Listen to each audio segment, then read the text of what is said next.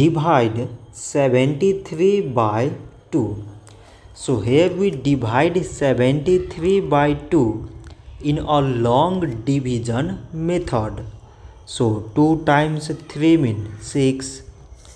On subtracting we get 1. So now this 1 is less than 2.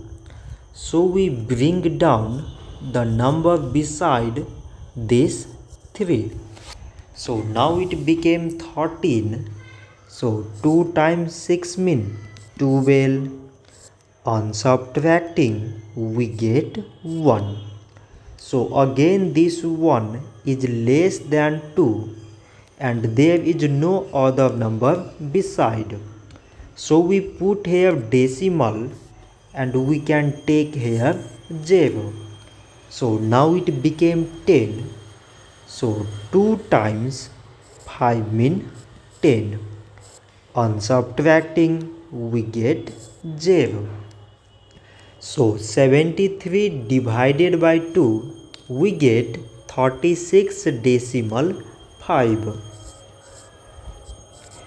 So this much for today and thanks for watching.